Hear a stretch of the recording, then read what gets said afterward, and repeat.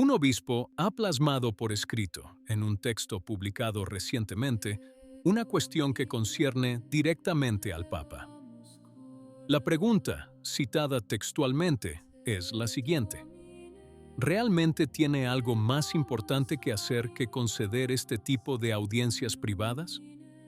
No lo preguntó un bloguero ni una persona anónima.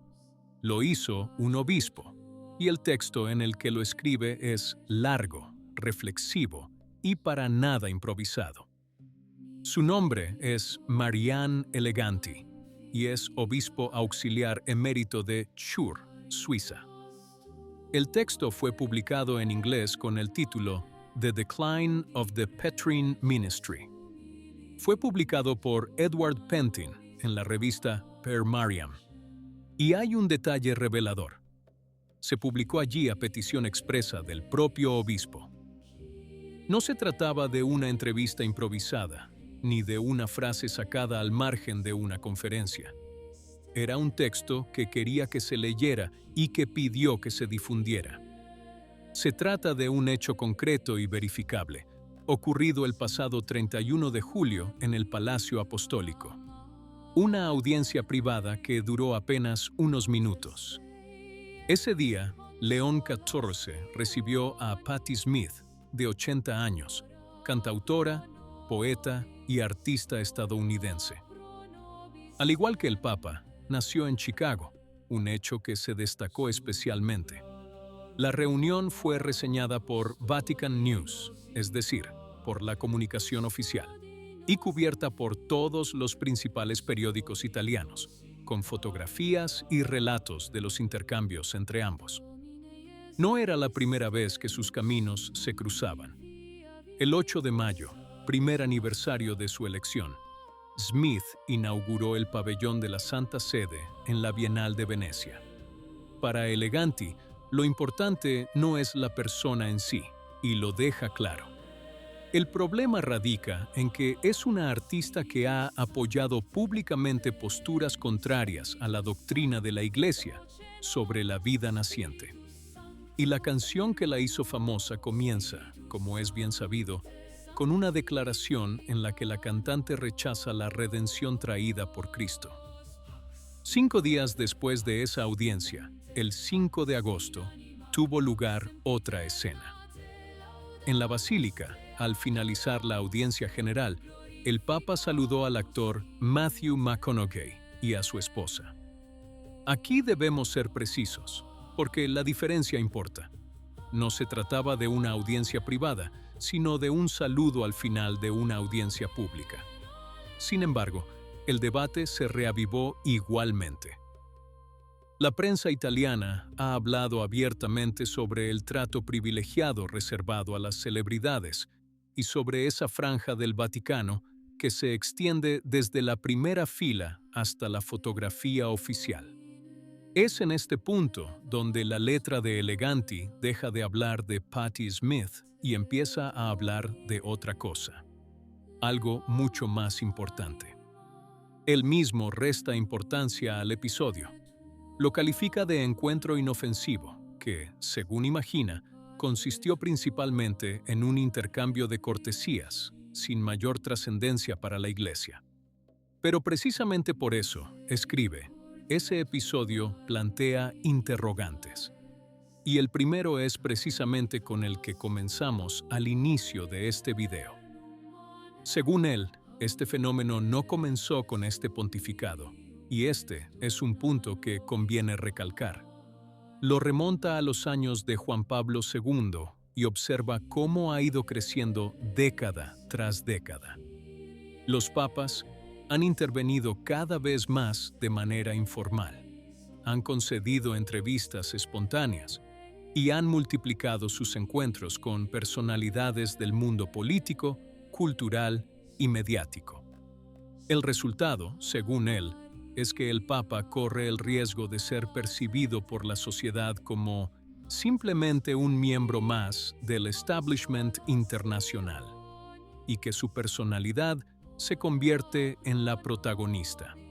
Luego viene la frase más dura de todo el texto, y debe transcribirse tal cual, porque es suya, no nuestra. No es una paráfrasis.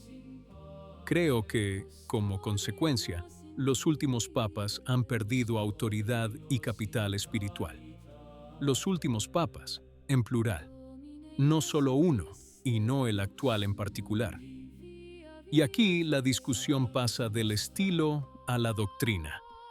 Porque, escribe, el problema se agrava cuando se concede audiencia a personas conocidas por sostener posturas contrarias a la enseñanza de la Iglesia. Y es en este punto cuando el obispo menciona algunos nombres. 3, para ser exactos, y todos pertenecen al pontificado anterior, no al actual. La primera es Emma Bonino, una figura histórica del radicalismo italiano, una de las más identificadas en Italia con la lucha contra el aborto. Eleganti recuerda sus encuentros con Francisco. El segundo es Eugenio Scalfari, fundador de República y declarado no creyente, con quien Francisco mantuvo una larga serie de conversaciones, posteriormente publicadas y comentadas en varias ocasiones. El tercero es el jesuita James Martin, a quien conocemos por nuestro canal, y que durante años ha sido el rostro más visible del activismo en torno a estos temas dentro de la Iglesia estadounidense. 3 nombres muy diferentes, unidos por una cosa. Los 3 han apoyado públicamente posturas que la Iglesia no comparte, y los 3 han sido recibidos. El razonamiento de Eleganti no es que no se deba reunir con esas personas. Es otro, más sutil. Se refiere a lo que queda después, una vez que la reunión ha terminado. Lo que queda es una fotografía. Y una fotografía con el Papa, escribe, adquiere un significado que trasciende la naturaleza privada del encuentro, especialmente cuando luego se utiliza para promover ciertas causas. De ahí la consecuencia que él considera más grave. Si no hay una defensa pública e inequívoca de la doctrina, entonces el propio Papa está oscureciendo la posición de la Iglesia. Estas son sus palabras, y añade que esto podría causar escándalo entre los fieles, no entre los enemigos de la Iglesia, sino entre los fieles. Llegado a este punto, es necesario aclarar algo que casi nadie menciona, y se trata de una aclaración que el obispo hace explícitamente en su texto. Esto nos ayuda a comprenderlo mejor. Sus críticas no tienen que ver con las obligaciones diplomáticas, institucionales o protocolares del pontificado. Las omite expresamente y no las cuestiona en ningún momento. Solo le interesa lo que él considera secundario. Y la verdadera pregunta es ¿en qué se invierte el tiempo? ¿Cuánto queda para rezar, para estudiar documentos, para preparar discursos que enseñen sin ambigüedad?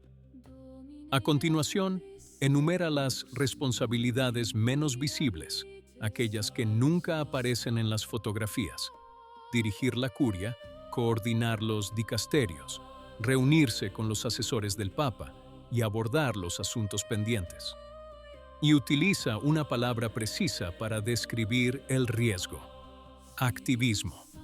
La acumulación de documentos públicos que termina por desviar la atención de los problemas de doctrina y gobernanza. También ofrece un ejemplo concreto de lo que aún queda por abordar: las posiciones heterodoxas de algunos obispos, con referencia explícita al camino sinodal alemán. Y argumenta que deberían ser identificados claramente, y los responsables advertidos, o, cuando proceda, destituidos de sus cargos. No es una petición menor. También se queja de que la liturgia sigue relegada a un segundo plano y de que los cardenales no cumplen realmente su función como asesores del Papa. Ya había abordado este tema en enero. No pide un Papa alejado de los fieles. Pide lo contrario de lo que parece: silencio. Hablar cuando sea necesario. con pocas palabras claras, y mantener a la persona en un segundo plano. Y para expresar su idea, al final del texto, no usa sus propias palabras. Usa las de Juan el Bautista, cuando señala a Cristo a sus discípulos y habla de sí mismo. Él debe crecer, y yo debo menguar. Según Eleganti, este principio también se aplica al sucesor de Pedro. En el centro no está él mismo, sino aquel de quien es siervo. Si aprecias nuestro trabajo y quieres ayudarnos a continuar, puedes apoyar el canal con una suscripción o un super thank you. Incluso un pequeño gesto marca la diferencia. Muchísimas gracias por tu apoyo. ¿Qué opinas? Si te gustó el video, comenta amén. Que Dios te bendiga.